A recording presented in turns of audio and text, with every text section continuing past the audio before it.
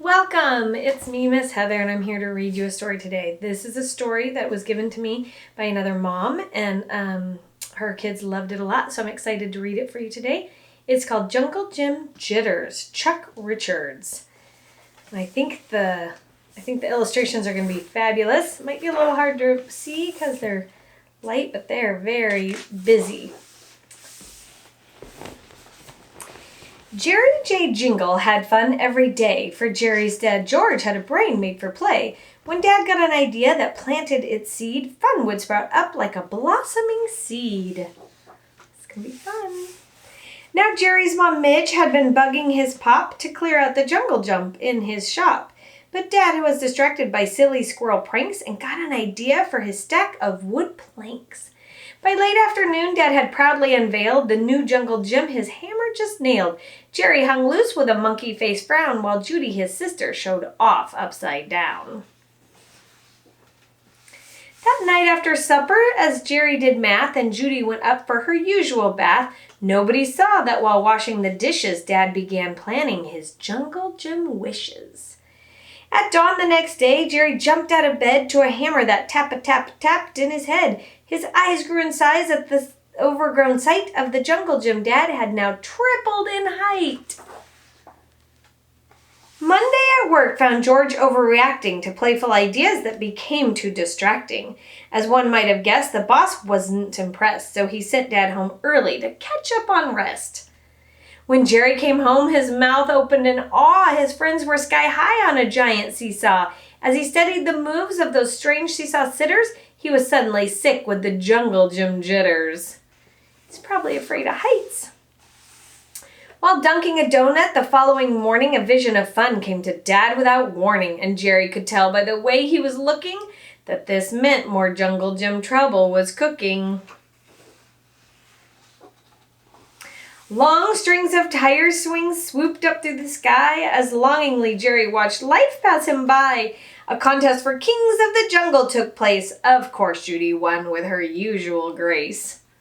Look at Judy in the middle. She's like, yay.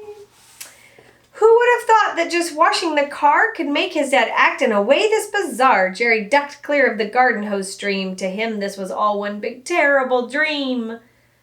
What do you think Dad's going to come up with? But Jerry's worst nightmares would soon be outmatched by the tangle of tracks and long tunnels that scratched at the summery sky like some scribbly scrawl with silvery loops that were 60 feet tall.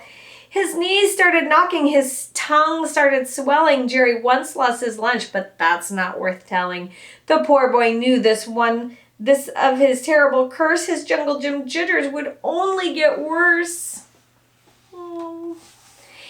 In a couple of days, this prediction came true. Dad went off on safari, a trip to the zoo, and brought back a truckload of jungly critters whose animal antics gave Jerry worse jitters.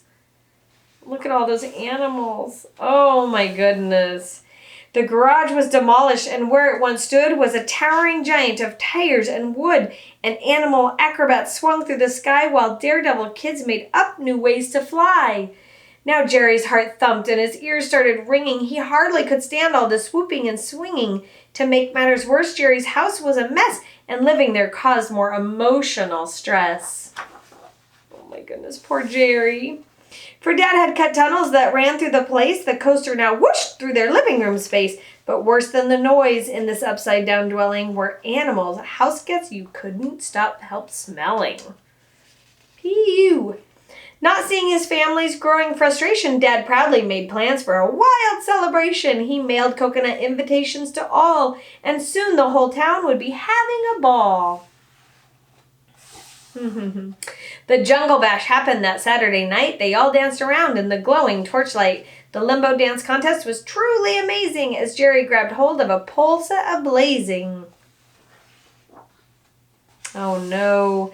But the party soon went from the best to the worst when the mare's grass hula skirt suddenly burst into flickering flames that flared from his fanny, then spread through the jungle to each nook and cranny. So the panicky crowd beat a hasty retreat to escape from the jungle gym's horrible heat. Jerry heard screams as the fire climbed higher. Judy was trapped in the sky in a tire. Oh no, Judy! Up and in the air very high overhead. Judy hung on for dear life by a thread. Now Jerry was certain she'd fall any minute. If he was to save her, he'd better begin it. He rescued her on his giraffe elevator. "You're king of the jungle," he yelled to persuade her.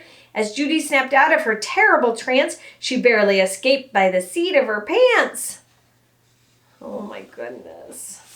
Then Jerry took charge of an army of elephants. He battled the fire with courage and confidence. The flames were no match for the streams from their noses. They put out that blaze with their wrinkly gray hoses. And everyone there learned a lesson that night, that courage means acting in spite of your fright. For Jerry had not only just saved the day, he chased all those jungle gym jitters away. The end. Jerry overcame his fear of all the heights and the swinging and all that because he had to save his sister.